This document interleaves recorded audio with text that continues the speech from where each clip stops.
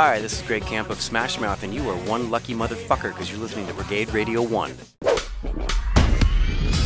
You're listening to Brigade-Radio-One.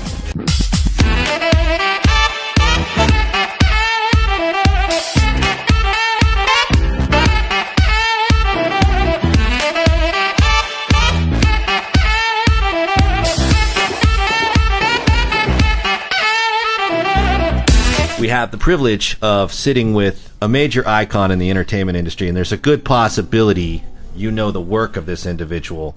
Well, for starters, he's instrumental in the new Thing film coming out, as well as the Thing in 1982 that we all know and love on this program, but he's had a hand in everything from The Mask of Zorro to The Fog.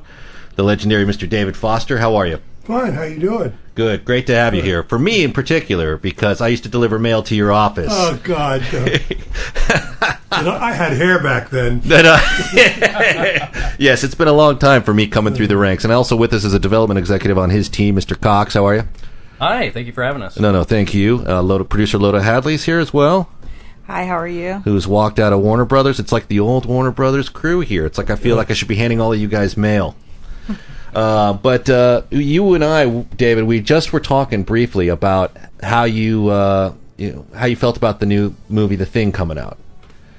And yeah, I think it's quite good, actually. The thing that has to be made clear is it's not a remake; it's a prequel. Mm-hmm.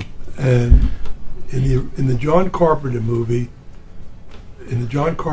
there was a scene about a quarter way through the film where Kurt Russell jumps in a helicopter and flies with a doctor to a Norwegian base an hour or so away. Mm-hmm. And when he gets there, he's alarmed. The thing is wiped out.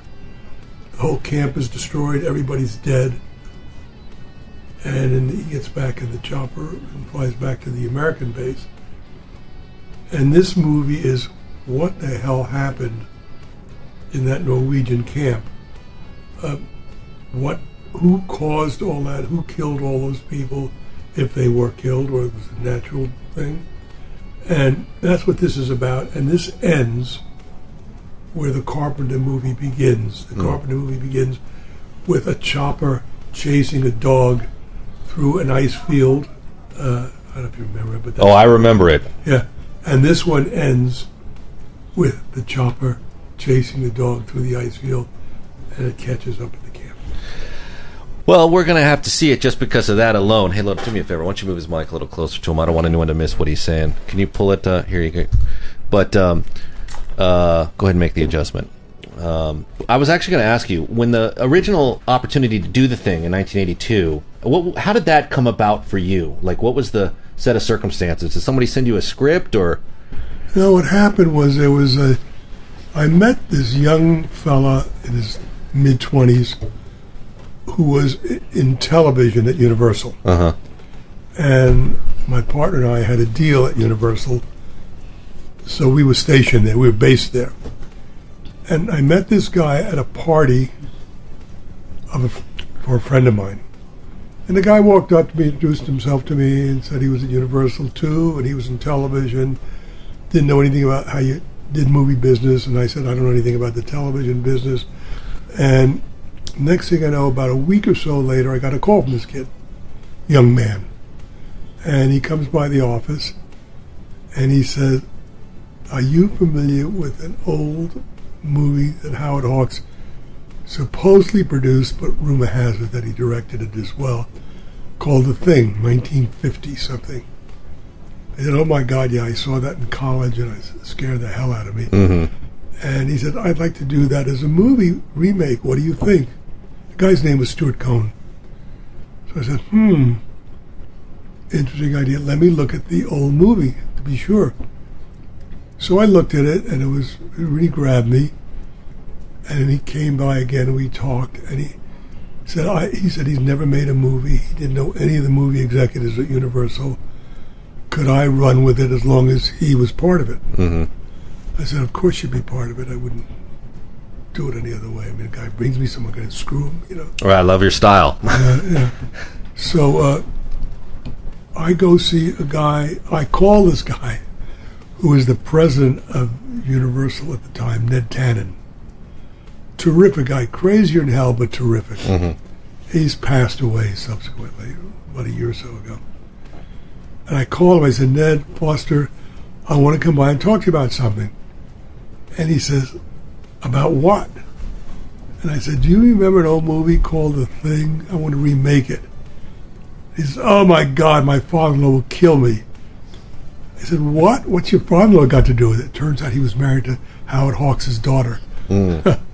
And Howard Hawks did the first one. Remember that? Right, The Thing from Another World. Yeah. But what was the story where he doesn't have directing credit on it, but he's rumored to have directed it? Yeah. The deal, the rumor has it, or show business legend has it, that I don't remember the guy's name, a friend of his who worked on several of his films wanted to direct. Mm-hmm. And Hawks said, okay, you can direct this movie. I'll produce it, so I'll be behind you. And he told the financier, whoever it was, I forget who was it? God. RKO? Was it RKO? Yeah, like that. Yeah. That if there was any problem, he'd step in and back up the guy. Mm-hmm.